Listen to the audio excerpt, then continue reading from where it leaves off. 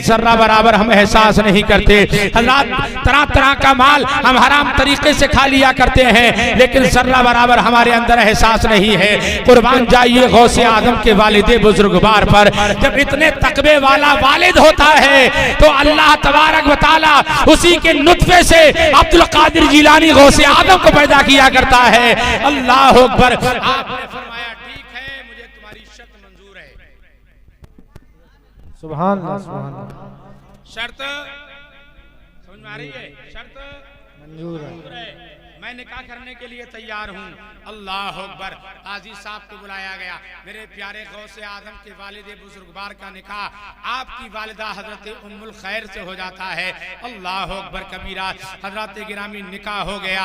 दिली दिल में आप सोच रहे हैं, या अल्लाह कैसी बीवी है जो आंखों से नाबीना है, जबान से गूंगी है, कानों से बिल्कुल बहरी है, हाथों से लुंजी है, पैरों से लंगड़ी है। या अल्लाह कैसी बीवी के साथ में मेरा अक़्द हुआ है। अपने घर जाते हैं, दस्तूर और ज़ाब्ते के मुताबिक बीवी को बीवी की जो है विदाई होती है, और विदाई कराने के बाद आप अपने घर ले जाते हैं। हजरत गिरामी एक कमरे के अंदर बीवी को जो है जाकर के बिठा दिया जाता है। अल्लाह अकबर। हजरत रात का कुछ हिस्सा गुजरता है। दस्तूर और ज़ाब्ते के मुताबिक जो शौहर अपनी बीवी से मुलाकात करने के लिए जाता है, पहली रात है। गौसे आजम के वालिदे बुजुर्गवार हजरत अबू साले मूसा जंगी अपनी बीवी से मुलाकात करने के लिए कमरे में तशरीफ ले जाते हैं। अंदर से आवाज आती है, अस्सलामु अलैकुम व रहमतुल्लाह, अस्सलामु अलैकुम व रहमतुल्लाह। अब भी नहीं बोलोगे सुभान अल्लाह तो क्या मेरा इंतकाल हो जाने के बाद बोलोगे? सारा मजमा बोले मोहब्बत से सुभान अल्लाह। अंदर से आवाज आई, अस्सलामु अलैकुम व रहमतुल्लाह। गौसे आजम के वालिद दाएं देखते हैं, बाएं देखते हैं, आगे देखते हैं, पीछे देखते हैं कि जो है आवाज लगाने वाला तो नजर आता है, लेकिन आवाज तो मुझे महसूस होती है, लेकिन आवाज लगाने वाला नजर नहीं आता है। अल्लाह अकबर। फिर इतने में एक आवाज बुलंद हुई, मेरे शौहरे नामदार, आप खैरियत से हैं? इतना जुमला जब आपने सुना, अबू साले मूसा जंगी जल्दी से आगे जाते हैं। जाने के बाद अपनी बीवी के चेहरे से घूंघट को हटाते हैं, अपनी बीवी के चेहरे से नकाब को हटाते हैं। अल्लाह अकबर। क्या देखा जाता है? जैसे 14वीं का चांद टूट करके हजरत अबू साले मूसा जंगी की गोद में आ गया हो। इतनी खूबसूरत बीवी, इतनी हसीनो जमील बीवी। कहा बीवी तुम बोल सकती हो? गौसे आदम की माँ ने कहा अल्हम्दुलिल्लाह, मैं बोल भी सकती हूँ और मैं देख भी सकती हूँ। सुभान अल्लाह, सुभान अल्लाह, सुभान अल्लाह। मैं बोल भी सकती हूँ और देख भी सकती हैं। मैं देख भी सकती हूँ। अल्लाह अकबर। तो कहा क्या तुम्हारे हाथ भी सलामत हैं? तो कहा हाँ मेरे हाथ भी सलामत हैं। कहा तुम्हारे पैर भी सलामत हैं? कहा हाँ मेरे पैर भी सलामत हैं। तो कहा तुम्हारे वालिद ने फिर झूठ क्यों बोला कि मेरी बेटी आंखों से नाबीना है, कानों से गूंगी है, जबान से गूंगी है, कानों से जो है बहरी है, हाथों से अपाहिज है, पैरों से लंगड़ी है। अल्लाह अकबर। तो हजरात बेटी ने जवाब दिया कि ये मामला जो है मेरे वालिद से ही जाके पूछना कि उन्होंने आखिर ऐसा क्यों कहा है। सुबह की सफेदी नमदार हुई। हजरत अबू साले मूसा जंगी गौसे आदम के वालिद अपने ससुर यानी गौसे आदम के नाना के पास पहुंचते हैं, और पहुंचने के बाद कहते हैं, ए मेरे ससुर जी ये बताइए, आप तो कह रहे थे कि मेरी बेटी जबान से गूंगी है, कानों से बहरी है, और मेरी बेटी हाथों से अपाहिज है, पैरों से लंगड़ी है, लेकिन अल्लाह की कसम तुम्हारी बेटी का तो कोई जवाब ही नहीं है। उसकी सीरत का भी कोई जवाब नहीं है, उसकी सूरत का भी कोई जवाब नहीं है, उसकी मुस्कुराहट का भी कोई जवाब नहीं है। तो गौसे आदम के ससुर गौसे आदम के नाना अपने दामाद यानी हजरत अबू साले मूसा जंगी से कहते हैं, बेटा मैंने जो कहा था बिल्कुल हक कहा था। कहा कैसे? कहा मेरी बेटी ने आज तक अपनी जबान से किसी गैर महरम से बात नहीं की है। सुभान अल्लाह, बेशक सुभान अल्लाह।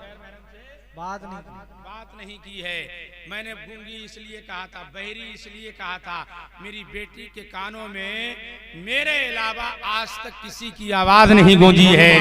मैंने हाथों से अपाहिज इसलिए कहा था, मेरी बेटी ने अपने हाथों से आज तक किसी गैर महरम को नहीं छुआ है। मैंने लंगड़ी इसलिए कहा था, मेरी बेटी आज तक अपने दरवाजे से निकल के किसी गैर के दरवाजे पे नहीं गई है। अल्लाह अकबर।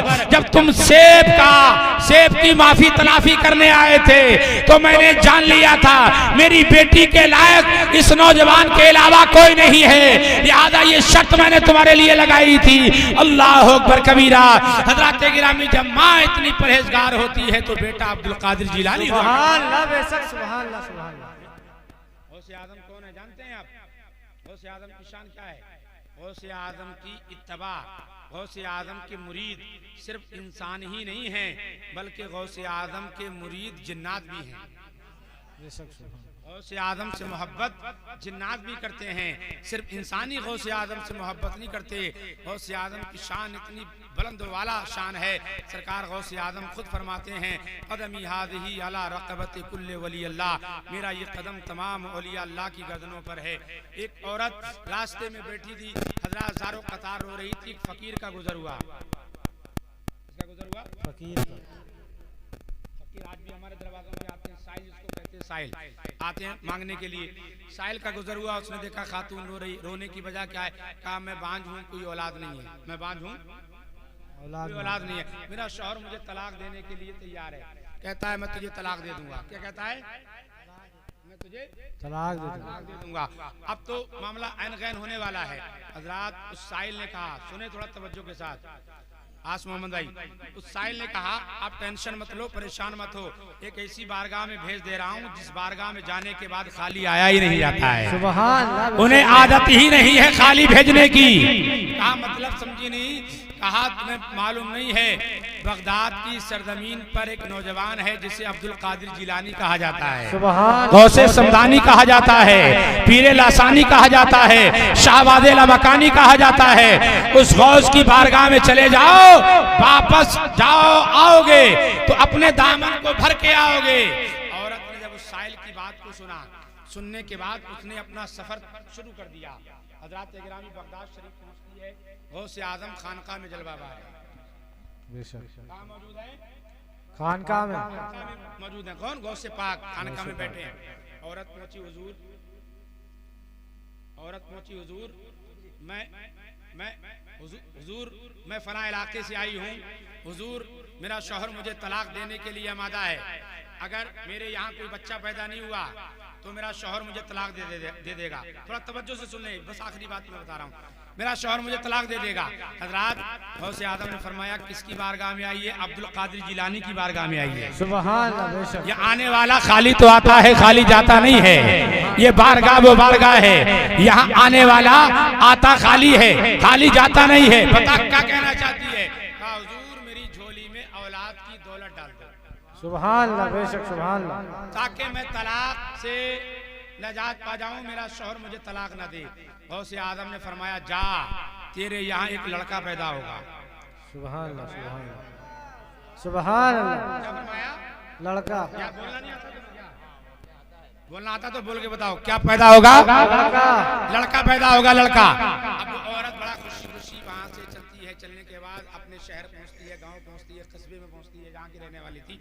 पहुंची और पहुंचने के बाद 1 साल का जमाना गुजरा, अल्लाह ने उसकी उजड़ी हुई गोद में एक फूल सा बेटी अता फरमा दी। सुभान अल्लाह। बेशक सुभान अल्लाह। अल्लाह का शुक्र अदा किया, अल्लाह तेरा शुक्र है, बेटा ना सही तो बेटी ही दे दी है, कम से कम मेरा शौहर मुझे तलाक तो नहीं देगा। अल्लाह का शुक्र अदा किया, करने के बाद में अपना सफर शुरू किया। जो है जिंदगी को वहाँ गुजारती रही। एक दिन ख्याल आया कि अपनी बेटी को गौसे आजम की बारगाह में सलाम करा के लाऊं। सुभान अल्लाह। बेशक सुभान। उनकी अता से अल्लाह ने मुझे बेटी अता फरमाई है। हजरात औरत ने अपना रुख्ते सफर बांधा, गौसे आजम की खानका में पहुंची, गौसे आजम की बारगाह में पहुंची। अब्दुल कादिर जिलानी बैठे हुए हैं, गौसे समदानी बैठे हुए हैं। आपने फरमाया औरत तेरे यहाँ लड़का पैदा हुआ है, लिहाजा मेरी बारगाह में सलाम कराने आई है। हाँ हुजूर सलाम कराने आई हूँ। हजरात सलाम पेश किया बच्चे ने। गौसे आजम फरमाते तेरे बेटे का नाम क्या है? कहा हुजूर बेटा कहाँ पैदा हुआ, मेरे यहाँ तो बेटी पैदा हुई। मेरे यहाँ तो गौसे आजम फरमाते ये कैसे हो सकता है? मैंने तो बेटे के लिए कहा था, बेटी कहाँ से आ गई?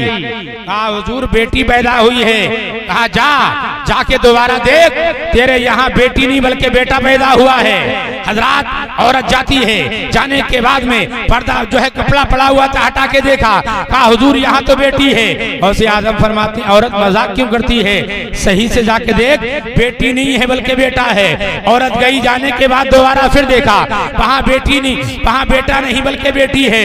गौसे आजम को जलाल आ जाता है। गौसे आजम ने कदमों को आगे बढ़ाया, बढ़ाने के बाद में उसके जिस्म पर जो कपड़ा पड़ा हुआ था, जलालत के आलम में आपने उस कुर्ते उस कपड़े को फेंका और फेंकने के बाद कहा नादान तेरी आंखों में लगता है जाला आ गया है, तू बेटा और बेटी में इम्तियाज नहीं कर पा रही है। करीब आके देख, यहाँ बेटी नहीं है बल्कि बेटा मुस्कुरा रहा है, यहाँ बेटी नहीं है बल्कि बेटा मुस्कुरा रहा है। मेरा गौस अपने पे आ जाए तो बेटी को बेटा बना डाले। हजरत जब गौस की शान का ये आलम है तो मदीने वाले मोहम्मद रसूलुल्लाह की शान का गौसे आजम चाहते हैं, गौसे आजम जब चाहें बेटी को बेटा बना दें तो जब गौसे आजम की ताकत का ये आलम है, उनके पावर का ये आलम है, तो मुस्तफ़ा जाने रहमत के पावर का आलम क्या होगा। सुभान। अभी वक्त मिला इंशाअल्लाह सरकार गौसे आजम के हवाले से तारीखी गुफ्तगू होगी। अल्लाह ताला की बात